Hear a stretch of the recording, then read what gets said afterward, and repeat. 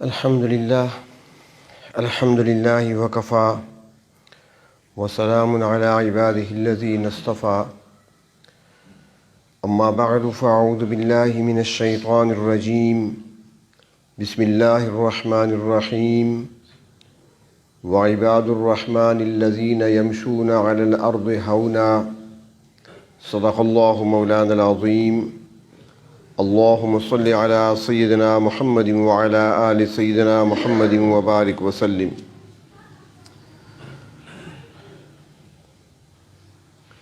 سورۃ لقمان میں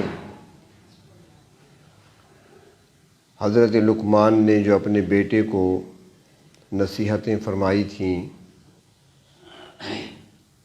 وہ سلسلہ وار آپ کی خدمت میں پیش کی گئیں تفصیل کے ساتھ۔ سورۃ فرقان جو کہ قرآن حکیم کی مشہور سورت ہے،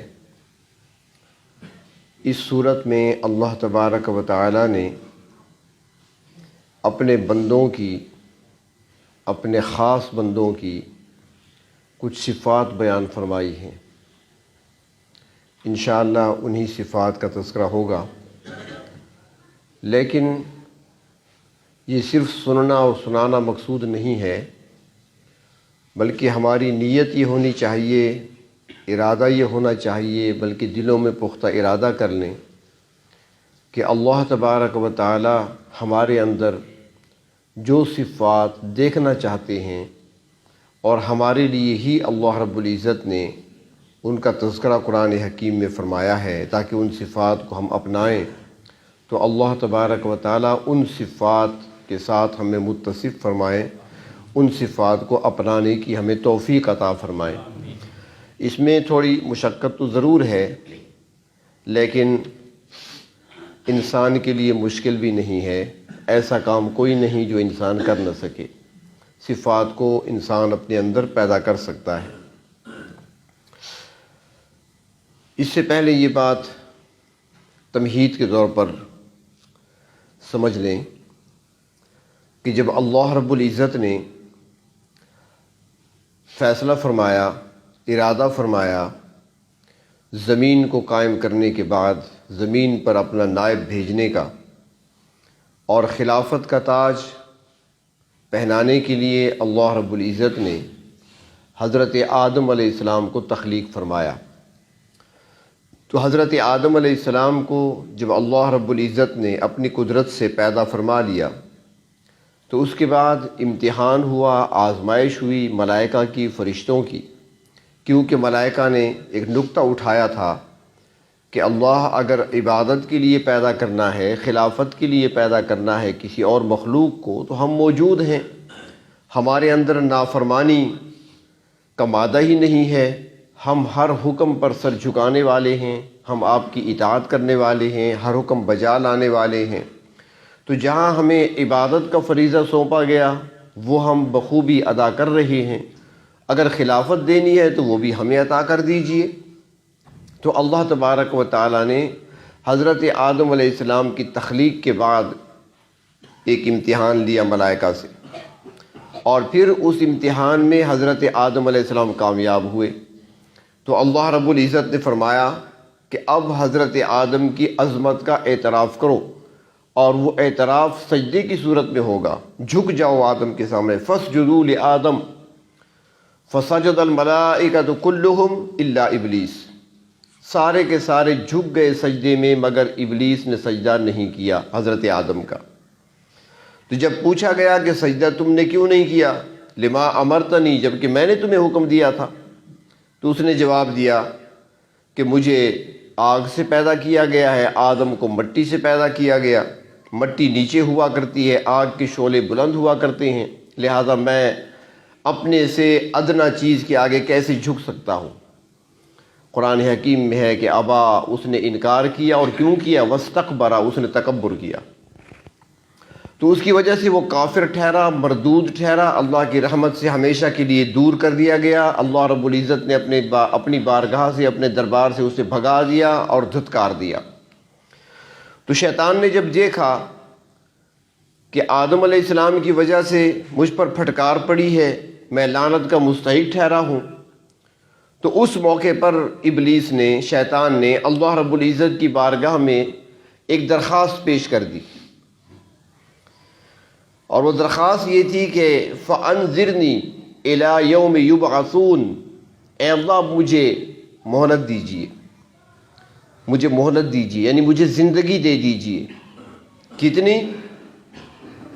جس وقت کے دوبارہ زندہ کیا جائے گا، جس وقت مردوں کو دوبارہ زندہ کیا جائے گا، اس وقت تک کے لیے مجھے مہلت دے دیجیے۔ یہاں پر ایک نکتہ سمجھیں، شیطان کے پاس علم ہے اور علم تھا، ملائکہ میں ایک خاص مقام اسے حاصل تھا، فرشتوں میں اس کا مقام یہ تھا کہ اسے فرشتوں کا استاد کہا جانے لگا۔ جنات میں سے ہونے کے باوجود اس نے ترقی اتنی کی کہ ملائکہ کے اندر رہنے لگا، فرشتوں میں رہنے لگا، آسمانوں پر رہنے لگا، باقی جنات زمین پر رہتے تھے۔ یہ بھی جنات میں سے ہے، قرآن حکیم میں آتا ہے کان من الجن، وہ جنات میں سے ہے۔ علم تھا اس کے پاس۔ اب اس میں نکتہ کیا ہے؟ اگر کبھی غور کیا ہو، اس میں ایک اہم نکتہ ہے کہ اس نے کہا اللہ مجھے مہلت دیجیے، کب تک؟ اس دن تک جس دن کے اٹھایا جائے گا دوبارہ۔ پہلے تو ایک بار سور پھونکا جائے گا نا، ساری مخلوق فنا ہو جائے گی، ختم ہو جائے گی۔ اس کے بعد دوبارہ سور میں پھونکا جائے گا تو پھر مخلوق کو دوبارہ زندہ کیا جائے گا۔ اب وہ مہلت کب کی مانگ رہا ہے، کب تک مانگ رہا ہے؟ جب دوبارہ اٹھایا جائے گا، یعنی مجھے موت آئے گی نہیں، اس کے بعد تو پھر زندگی ہی زندگی ہے۔ یہ نکتہ تھا اس کا کہ میں ایسی زندگی چاہتی ہوں جس میں موت کا وقفہ ہی نہ ہو۔ اور وہ بات کس سے کر رہا ہے؟ وہ تو رب العالمین سے کر رہا ہے جو علیم کل ہیں۔ اللہ تعالیٰ نے فرمایا کہ مہلت دیتا ہوں تمہیں، لیکن الی یوم یبعثون نہیں، الی وقت المعلوم، مقررہ وقت تک کے لیے۔ جب وقت پورا ہوگا سب مریں گے، تم پر بھی موت آئے گی، یعنی قیامت تک تم رہ سکتے ہو زندہ، یہ مہلت ہے تمہارے لیے، موت آئے گی تم پر۔ تو پھر اس نے کہا اب مہلت تو مل گئی، اس نے کہا میرے پروردگار اس انسان کی وجہ سے، آدم کی وجہ سے میں گمراہ ہوا ہوں، اس آدم کی وجہ سے مجھ پر لعنت پڑی ہے، پھٹکار پڑی ہے، آپ کی رحمت سے دور ہوا ہوں ہمیشہ کے لیے، میں چھوڑوں گا نہیں انہیں۔ لَأَقْعُدَنَّ لَهُمْ عَلَىٰ صِرَاطِكَ الْمُسْتَقِيمِ، اللہ وہ جو آپ کی صراط مستقیم ہے نا، وہ سیدھا راستہ جنت کی طرف جاتا ہے، میں اسی راستے پر بیٹھوں گا، اسی راستے پر ڈاکو بن کر بیٹھوں گا، اور پھر میں ان کو گمراہ کروں گا، کبھی آگے سے آؤں گا، کبھی پیچھے سے آؤں گا، کبھی دائیں سے آؤں گا، کبھی بائیں سے آؤں گا، میں چھوڑوں گا نہیں انہیں۔ لیکن ساتھ اس نے یہ کہا کہ اے میرے رب، میں گمراہ تو کروں گا آدم کی ذریت کو، آدم کی اولاد کو، مگر جو آپ کے صالح بندے، مخلص بندے ہوں گے ان پر میرا بس نہیں چلے گا۔ الا عبادک المخلصین، اللہ جو آپ کے مخلص بندے ہوں گے ان پر میرا بس نہیں چلے گا، وہ مجھ سے بچ نکلیں گے اخلاص کی وجہ سے۔ تو اب وہ اخلاص کیسے پیدا ہوتا ہے، خلوص کیسے پیدا ہوگا، اور وہ اللہ کے بندے کون ہیں؟ تو اللہ رب العزت نے سورۃ فرقان میں فرمایا وعباد الرحمن، رحمان کے بندے وہ ہیں، پھر ان کی آگے صفات بیان فرمائی ہیں۔ اب یہاں پر ایک بات دیکھیں کہ فرمایا عباد، بندے، عبد کی جمع ہے عباد۔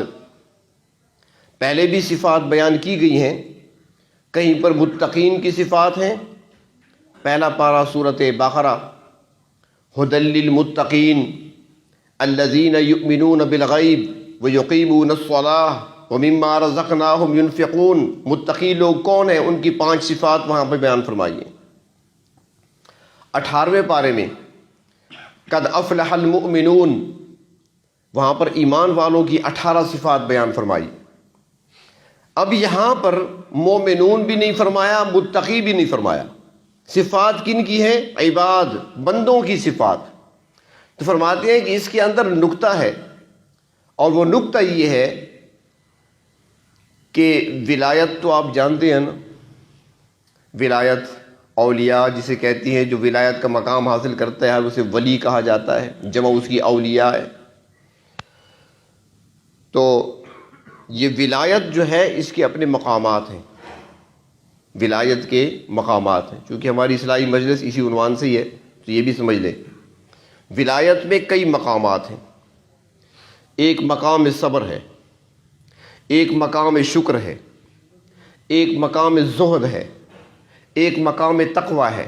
یہ مختلف مقامات ہیں، لیکن ولایت میں یوں سمجھے تصوف میں سب سے بلند مرتبہ اور بلند مقام جو ہے وہ مقام عبدیت ہے۔ صبر سے بھی افضل، شکر سے بھی افضل، تقوی سے بھی افضل، زہد سے بھی افضل جو مقام ہے وہ ولایت میں مقام عبدیت ہے۔ اور یہی وجہ ہے کہ جب نبی کریم صلی اللہ علیہ وسلم تشریف لے گئے معراج پر، اور جب عرش الہی پہ جا پہنچے تو وہاں پر جا کر آپ نے کیا اعلان فرمایا؟ اللہ رب العزت کی بارگاہ میں پہنچ کر کیا فرمایا تھا؟ اپنے مقام عبدیت کو پیش کیا تھا۔ التحیات للہ والصلوات والطیبات، اللہ میری زبانی عبادتیں، میری قولی عبادتیں، میری عملی عبادتیں، میری مالی عبادتیں، اللہ ساری آپ کے لیے ہیں۔ یہ مقام عبدیت ہے، سب سے بلند مقام عبدیت کا مقام ہے۔ ہاں، نبی اکرم صلی اللہ علیہ وسلم مقام دیکھیں، مرتبہ دیکھیں، اور آپ کی حیات طیبہ پہ ذرا غور کریں، کس انداز سے زندگی گزاری۔ فاروق اعظم حضرت عمر فاروق رضی اللہ تعالی عنہ تشریف لائے، نبی اکرم صلی اللہ علیہ وسلم سے ملاقات کرنی تھی، بات کرنی تھی۔ آپ اس وقت موجود تھے اپنے حجرہ مبارکہ میں، اجازت طلب کی، نبی کریم صلی اللہ علیہ وسلم نے اجازت دے دی۔ حضرت عمر فاروق اندر تشریف لائے، اللہ کے محبوب صلی اللہ علیہ وسلم لیٹے ہوئے تھے، آرام فرما رہے تھے۔ آپ صلی اللہ علیہ وسلم حضرت عمر کے آنے کے بعد اٹھ کر بیٹھ گئے۔ جب اٹھ کر بیٹھے، فاروق اعظم کی نظر پڑی آپ کے جسم مبارک پر، بے ساختہ آنکھوں سے آنسو نکل پڑے، رونے لگے۔ اللہ کے محبوب، کفار کے بادشاہ اور دنیا والے لوگ عیش و آرام کریں، نرم نرم گدوں پہ سوئیں، اعلیٰ قسم کی غذائیں کھائیں، عمدہ مکانات میں ٹھہریں، اچھی سواریوں پر سفر کریں۔ آپ اللہ کے رسول ہیں، اللہ کے محبوب ہیں، کائنات میں سب سے معزز ہستی آپ ہیں، لیکن آپ کی یہ چٹائی، جسم مبارک پر ساری چٹائی کے نشان بنے ہوئے۔ اللہ کے محبوب صلی اللہ علیہ وسلم نے فرمایا، عمر یہ بات نہ کہو، کیا تم اس بات پر خوش نہیں کہ وہ دنیا لے لیں اور ہم آخرت لے لیں؟ وہ دنیا میں مزے کر لیں، جیسے فرمایا گیا نا کہ الدنیا سجن المؤمن و جنت الکافر، یہ دنیا تو کافر کے لیے جنت ہے، مومن کے لیے جیل خانہ ہے، یہ کرو یہ نہ کرو، یہ کرو یہ نہ کرو، پابندیاں ہیں۔ اور پھر آخرت ہے ایمان والوں کے لیے۔ تو کس انداز سے فاروق اعظم کے لیے تسلی اور تشفی کا جملہ آپ نے استعمال فرمایا۔ اور آپ صلی اللہ علیہ وسلم مقام عبدیت کے اس اعلیٰ مقام پر فائز تھے کہ ایک طرف اللہ رب العزت نے فرمایا، محبوب اگر آپ نہ ہوتے تو یہ کائنات بھی نہ ہوتی، نہ سورج کی روشنی ہوتی، نہ چاند کی چمک ہوتی، نہ ستاروں کی دمک ہوتی، نہ دریاؤں میں طغیانی ہوتی، نہ سمندروں میں موجیں ہوتی، نہ درختوں پر چہچہاہٹ ہوتی، نہ پہاڑوں کا بلند ہونا ہوتا، نہ زمین کا نہ زمین کو بچھونا بنایا جاتا، نہ آسمانوں کو بلند کیا جاتا۔ یہ مقام کہ انبیاء علیہ السلام پر احکام آتے رہے زمین پر، اور اللہ نے اپنے محبوب کو نماز کا حکم دینے کے لیے آسمانوں سے بھی اوپر اس مقام تک پہنچایا جہاں ملائکہ بھی نہیں جا سکتے، جبریل بھی جہاں نہیں جا سکتا۔ مقام اتنا، لیکن عبدیت دیکھیں، عاجزی دیکھیں۔ حضرت فاروق اعظم رضی اللہ تعالیٰ عنہ بیت اللہ کی طرف جا رہے ہیں، احرام باندھنا ہے، عمرہ ادا کرنا ہے۔ اللہ کے رسول صلی اللہ علیہ وسلم چھوڑنے کے لیے ساتھ جاتے ہیں مدینہ شہر سے باہر تک۔ مہمان کو چھوڑنا یہ بھی سنت ہے، چھوڑنے جانا یہ بھی سنت ہے۔ اور حج عمرے پہ کوئی جا رہا ہو تو اس کے لیے جانا اور اس کو رخصت کرنا، اڈے تک اس کو چھوڑنا یا گاڑی تک اس کو پہنچانا، یہ بھی سنت میں آتا ہے۔ نیت تھوڑی سی بدلا کریں، جاتے تو ویسے ہی ہیں آپ، نیت سنت کی ادائیگی کے کر لیا کریں، اجر و ثواب بھی ملے گا۔ یہ نہ کہا کریں کہ جب میں جا رہا تھا تو وہ بھی آیا تھا نا اڈے تک تو میں بھی جاؤں گا، یہ تو بدلہ ہو گیا، اپنا ثواب ضائع کر لیا۔ جہاں تو ویسے رہیں، نیت ثواب کی کر لیں، سنت کی نیت کر لیا کریں۔ تھوڑی سی نیت کی اصلاح کرنی ہوتی ہے، اسی نیت کی وجہ سے ہم اچھے کام کو برا بنا دیتے ہیں۔ تو نبی اکرم صلی اللہ علیہ وسلم فاروق اعظم کو رخصت کرنے کے لیے مدینہ شہر سے باہر تشریف لے آئے، اور جب رخصت کرنے لگے فرمایا یا اخی یا عمر، اے میرے بھائی، اے عمر، لا تنسانا فی دعائک، اپنی دعاؤں میں ہمیں نہ بھلانا۔ عاجزی دیکھیں، اللہ کے محبوب ہیں، دنیا تو دنیا، آخرت میں روز قیامت جب کوئی بول نہیں سکے گا وہاں آپ امت کے لیے سفارش کریں گے۔ جہاں حضرت آدم، حضرت نوح، حضرت ابراہیم لوگوں کو انکار کر دیں گے، ہم سے نہیں ہوتا، وہاں پر آپ مقام محمود پر امت کے لیے سفارش کریں گے، انسانیت کے لیے سفارش کریں گے، اتنا مقام، مرتبہ۔ اور عمر سے کہتی ہیں، عمر بھائی ہمیں دعاؤں میں یاد رکھنا، بھلانا نہیں ہے ہمیں۔ تو یہ مقام عبدیت ہے۔ تو یہاں پر اللہ تبارک و تعالیٰ نے اس لیے فرمایا کہ وہ عباد اور بندے، اور بندے کس کی؟ الرحمن، رحمان کے بندے۔ اللہ تبارک و تعالیٰ کی صفات تو اور بھی ہیں، احادیث مبارکہ میں اللہ تعالیٰ کے نام جو ہے، صفاتی نام 99 آئے ہیں، ایک کم 100 نام، 99 نام ہیں۔ تو اب یہاں پر عباد الغفار بھی نہیں فرمایا، عباد القہار بھی نہیں فرمایا، عباد الکریم بھی نہیں فرمایا، عباد الرب بھی نہیں فرمایا، عباد الرحمن فرمایا ہے۔ تو فرماتے ہیں کہ یہ رحمان کی صفت یہاں پر کیوں لائی گئی؟ فرماتی ہیں کہ رحمان کے اندر شفقت پائی جاتی ہے، رحمان کے اندر نرمی پائی جاتی ہے، اور یہاں پر بھی تعلیم ہے ان بندوں کو کہ اپنے اندر نرمی پیدا کریں، اپنے اندر شفقت پیدا کریں۔ اگر اللہ تبارک و تعالیٰ کی رحمتوں کو حاصل کرنا ہے تو دوسروں کے لیے رحمت بن جاؤ۔ جب دوسروں پر رحم کرو گے تو پروردگار عالم پھر تم پر رحم فرمائیں گے۔ دوسروں کے ساتھ شفقت کا معاملہ رکھو گے تو پروردگار عالم تمہارے ساتھ شفقت کا معاملہ فرمائیں گے۔ تو اس اسم مبارک میں اللہ تبارک و تعالیٰ کے اس میں شفقت پائی جاتی ہے، رحمت پائی جاتی ہے، نرمی پائی جاتی ہے۔ اور حدیث شریف میں آتا ہے کہ ان اللہ رفیق، اللہ تبارک و تعالیٰ نرم ہیں، یحب الرفق، اور نرمی کو پسند کرتے ہیں۔ اللہ تعالیٰ سختی کو پسند نہیں فرماتے ہر معاملے میں، چاہے دین کا معاملہ ہو چاہے دنیا کا معاملہ ہو۔ نرمی، یہ مطلب نہیں ہے کہ غصہ نہیں آنا چاہیے، یہ مطلب بھی نہیں ہے۔ غصے کی اور غضب کی صفت اللہ نے انسان کے اندر رکھی ہے، صفت رحمت بھی ہے انسان کے اندر، صفت غضب بھی ہے، لیکن مواقع بھی بتا دیے ہیں کہ کہاں پر غضب کہاں پہ دکھانا ہے، صفت غضب کا ظہور کہاں پہ ہونا چاہیے، اور صفت رحمت کا ظہور کہاں پہ ہونا چاہیے۔ اپنوں کے لیے صفت رحمت کا ظہور ہونا چاہیے، اور اگر آپ غزہ میں رہتے ہیں تو وہاں پر صفت غضب کا ظہور ہونا چاہیے۔ وہاں پر جہاد ہو رہا ہے دشمن کے خلاف، وہاں پر غصہ دکھانا ہے۔ آگے آ رہا ہے نا کہ عباد الرحمن وہ ہیں جو زمین سے نرمی سے چلتے ہیں، زمین پر نرمی سے چلنا، تکبر سے منع کیا گیا، اکڑ کر چلنے سے منع کیا گیا۔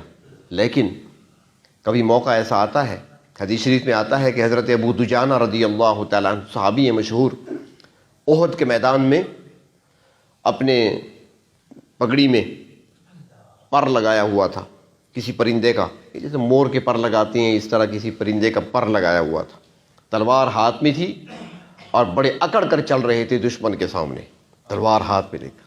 اللہ کے نبی نے دیکھا تو مسکرائے، فرمایا زمین پر اکڑ کر چلنے سے اللہ نے منع فرمایا ہے، ناپسندیدہ ہے، لیکن اس موقع پر یہی چال اللہ کو پسند ہے۔ اب یہاں پر تو وہ چال اختیار کرنی ہے، یہاں بھی اگر آپ فقیروں کی طرح سر جھکا کر چلتے رہے دشمن تو پھر سمجھے گا یہ تو مرا ہوا ہے پہلے سے۔ تو وہاں پر سینہ تان کر چلنا ہے۔ تو غضب کی صفت ہے۔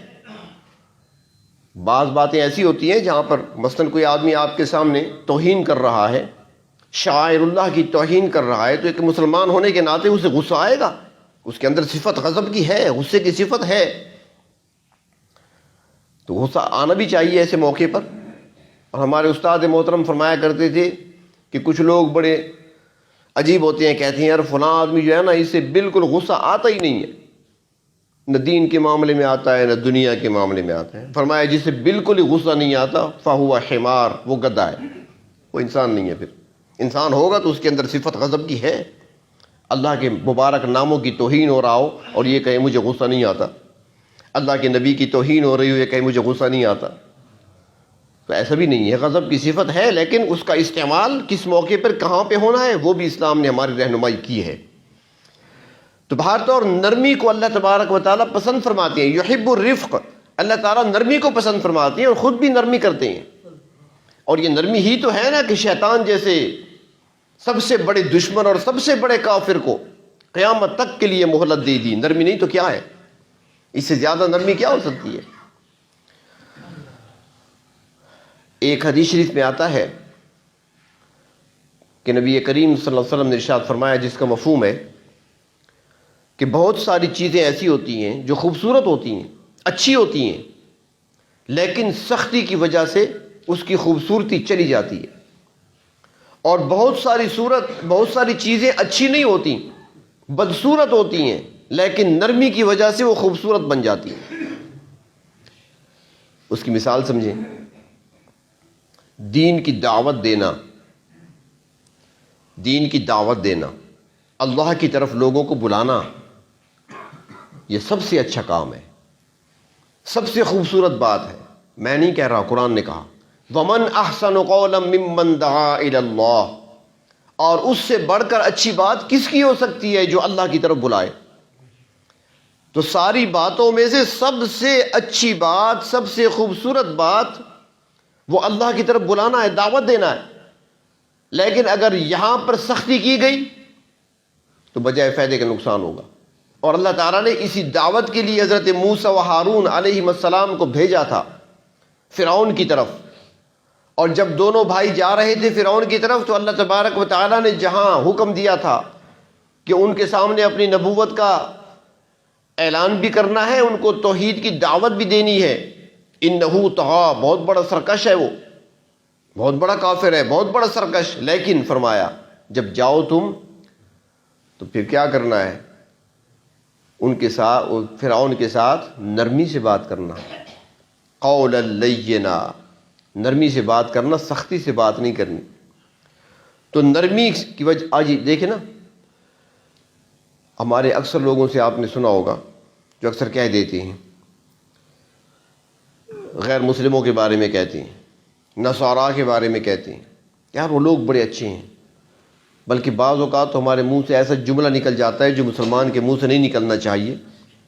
وہ کہتا ہے کہ مسلمانوں سے تو وہ بہتر ہیں، ایسا نہیں کہنا چاہیے۔ مسلمان کے پاس ایمان ہے، سب سے بڑی دولت ہے، اس کے پاس کہاں ہے؟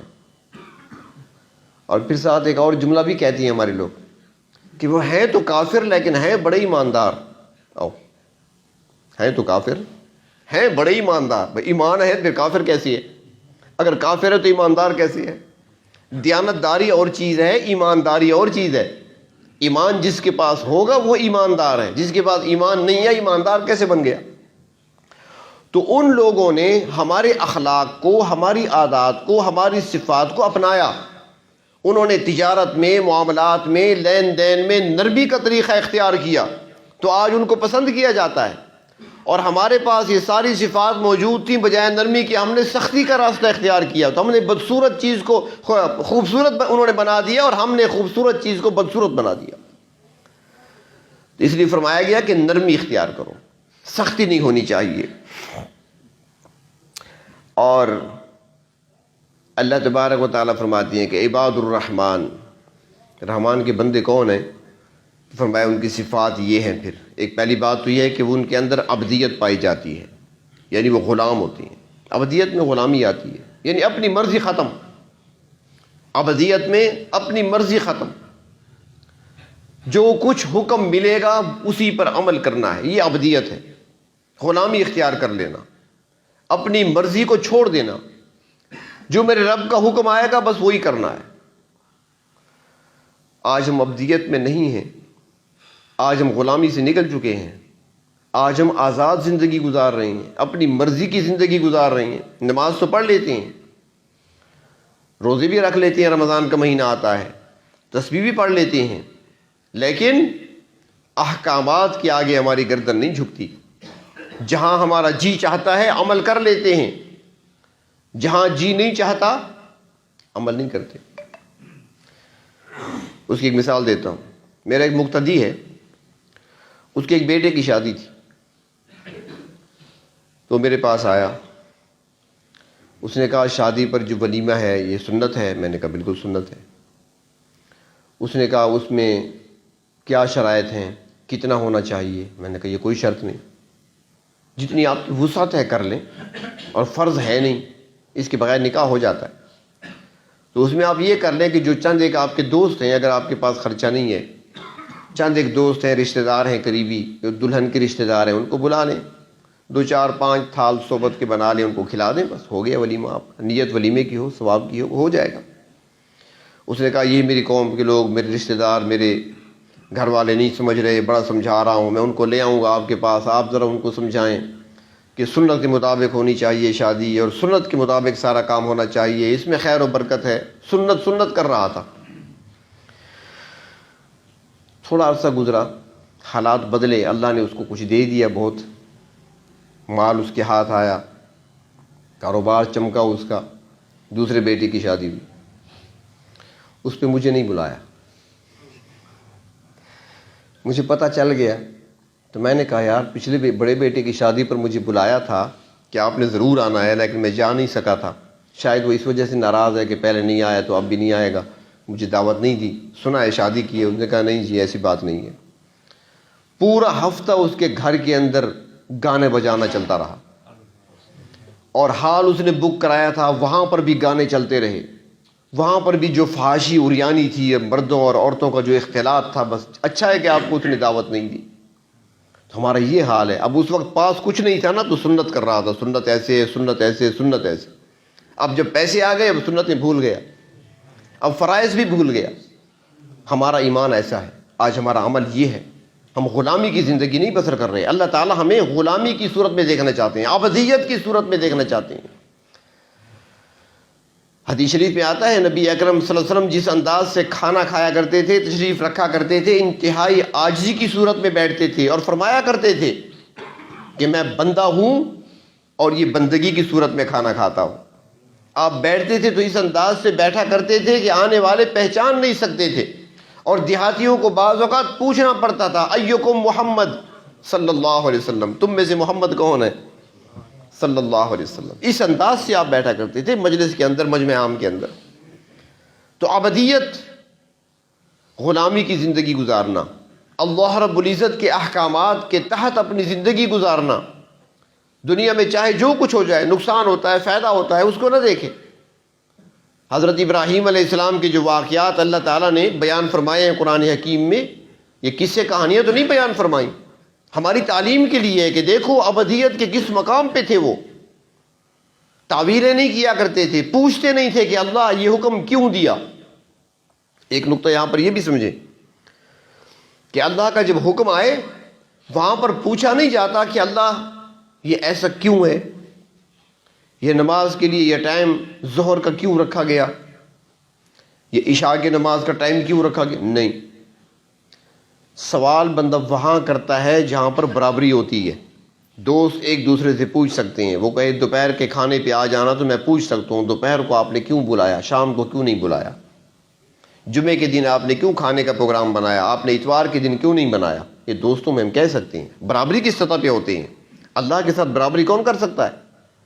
اللہ کے بارے میں یہ بات نہیں پوچھی جا سکتی، بس جو حکم آیا ماننا ہے، میں تو بندہ ہوں اور مجھے پیدا اس لیے کیا گیا ہے، میں نے اطاعت کرنی ہے، حکم ماننا ہے، میں نے سوال نہیں کرنا میں نے کہ ایسا کیوں ہوا۔ حضرت ابراہیم علیہ السلام کی سیرت اللہ رب العزت نے ہمارے سامنے رکھی ہے۔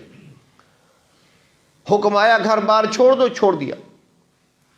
حکم آیا بیٹے کے گلے پر چھری رکھ دو، چھری رکھ کے دکھا دی۔ حکم آیا عمر مبارک اس وقت 120 سال سے اوپر ہو چکی ہے، بڑھاپا ہے، حکم آیا کہ ہمارے گھر کی تعمیر کرو۔ یہ نہیں کہتے اللہ بوڑھا ہوں، تھک جاتا ہوں، پتھر کیسے اٹھاؤں گا، گارا کیسے بناؤں گا، نہیں، بنانا ہے، حکم آیا تعمیر کرنی ہے۔ تو عباد یعنی جو بندگی کو اختیار کرتے ہیں، تو اللہ فرماتے ہیں جو بندگی کو اختیار کرنے والے ہیں ان کے اندر شفقت اور نرمی پائی جاتی ہے۔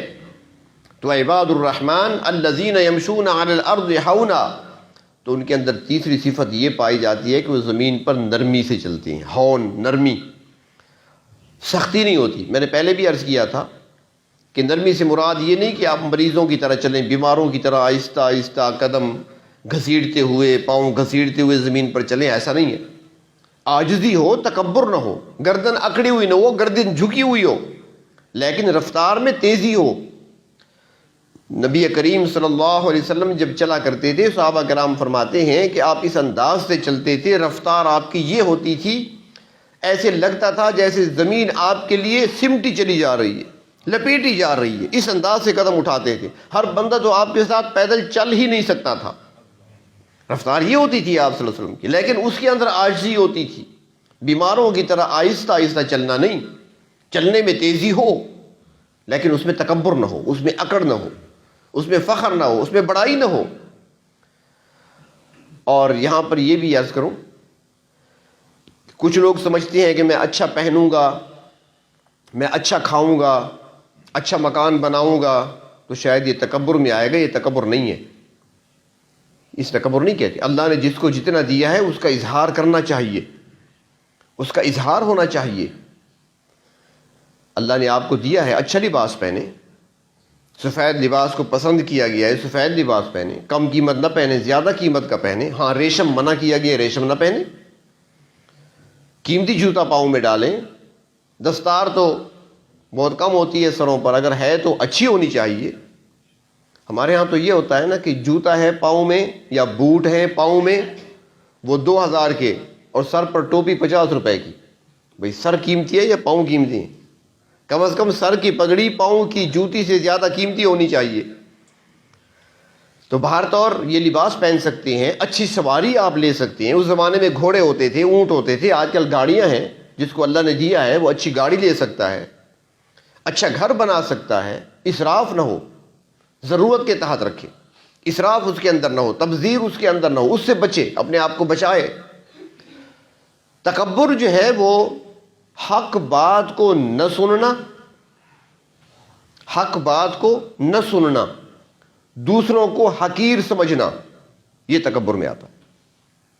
آپ گاڑی میں جا رہے ہیں، سامنے سائیکل سوار آ گیا، آپ نے اس کو گالی دے دی، حقیر سمجھا ہے نا، اسے حقیر سمجھا اپنے سے کہ میں گاڑی میں بیٹھا ہوں، وہ سائیکل پہ سوار ہے۔ آپ نے راستہ نہیں دیا ایک تانگے والے کو کہ اس کا تانگا 1 لاکھ کا ہے اور میری گاڑی 12 لاکھ کی ہے، 10 لاکھ کی ہے، یہ تکبر میں آتا ہے۔ ایسا نہیں ہونا چاہیے۔ اور حق بات کو نہ سننا، اس کا پتہ چلتا ہے موقع پر، جب موقع آتا ہے۔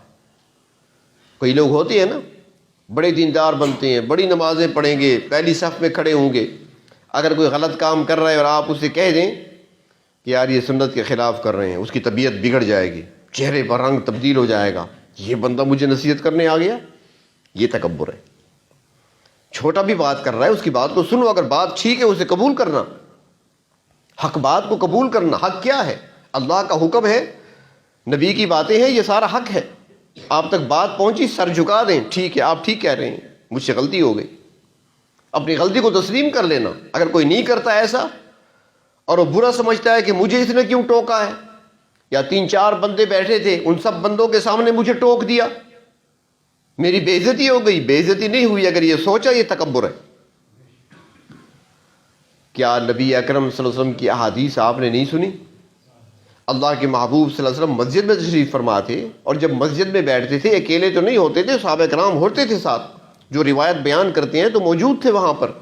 ایک شخص آتا ہے، آ کر نماز پڑھتا ہے مسجد میں، آپ نے اس کو دیکھا، آپ نے فرمایا، جب وہ فارغ ہوا آ کر سلام کیا اس نے، آپ نے فرمایا کہ جاؤ نماز پڑھو، تم نے نماز نہیں پڑھی۔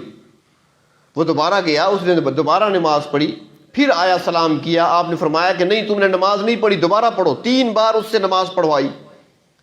اب یہ لوگوں کے سامنے نہیں تھا کیا، اس نے تو ایسا نہیں کہا کہ مجھے لوگوں کے سامنے ایسی کیوں کہا۔ حق بات کا اظہار کر دینا چاہیے، اور جو سننے والا ہے اس کو سن لینی چاہیے، سر جھکا دینا چاہیے۔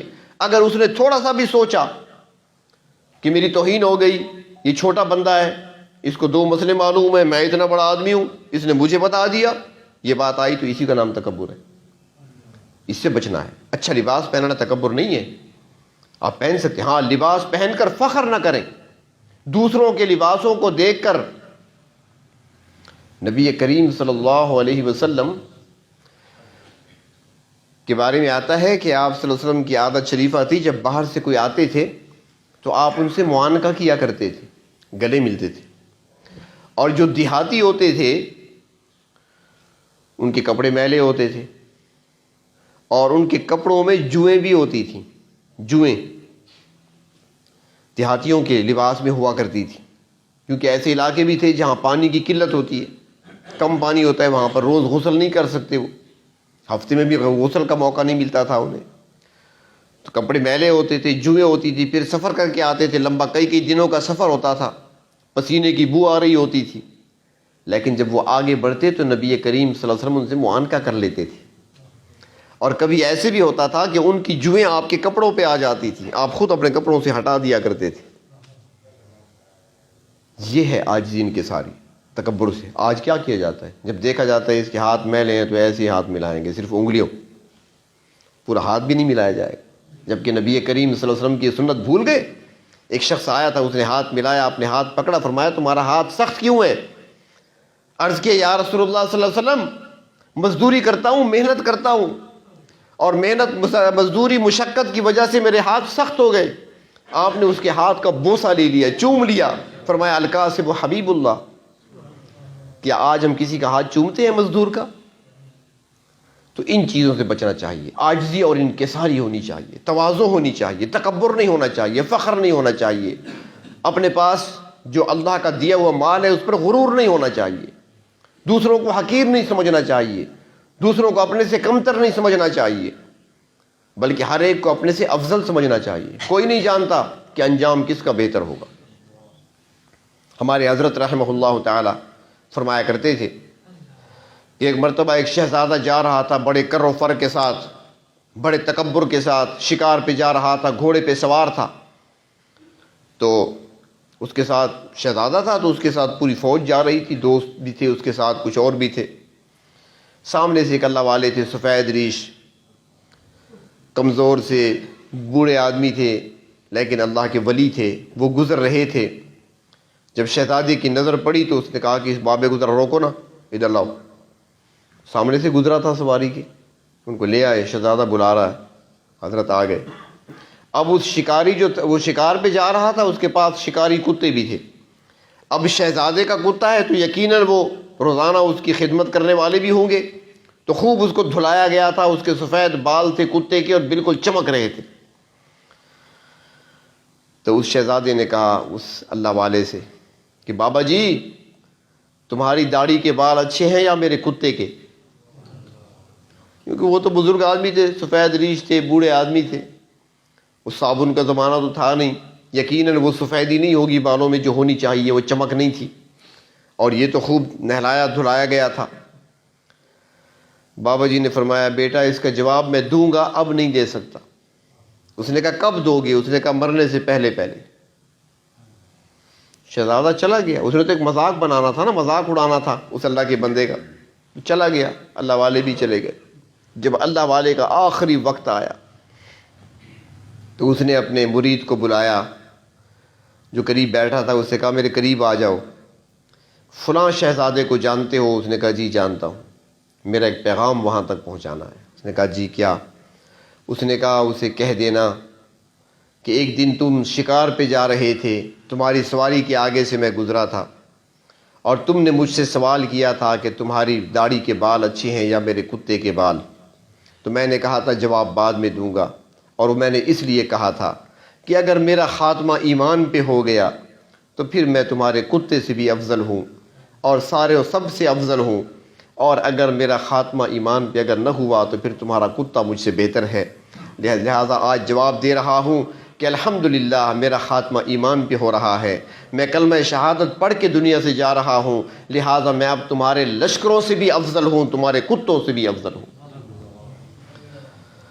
تو انسان کو چاہیے کہ ہر ایک کو اپنے سے افضل سمجھے۔ کوئی نہیں جانتا کہ اس کا خاتمہ کیسے ہوگا، کوئی نہیں جانتا کہ اس کا انجام کیسے ہوگا۔ اچھے انجام کا سوال کیا کریں، اللہ سے مانگا کریں اور ڈرتے رہا کریں۔ تو بہر طور سورۃ فرقان میں اللہ تبارک و تعالیٰ نے اپنے بندوں کی کچھ صفات کو بیان فرمایا ہے۔ اس میں پہلی صفت بیان فرمائی ہے، بلکہ پہلی صفت کے اندر ہی دو صفات اور نکل آئی ہے، عباد اور رحمان، یعنی رحمت، نرمی اور شفقت کا ذکر بھی ہے اس کے اندر، اور بندگی کا ذکر بھی ہے، عبدیت کا ذکر بھی ہے۔ اور فرمایا کہ الذین یمشون علی الارض ہونا، یہ وہ بندے ہیں، اللہ کے رحمان کے بندے خاص وہ ہوتے ہیں کہ جو زمین پر چلتے ہیں تو نرمی کے ساتھ چلتے ہیں، ان کی رفتار میں سختی نہیں ہوا کرتی، نرمی ہوا کرتی ہے۔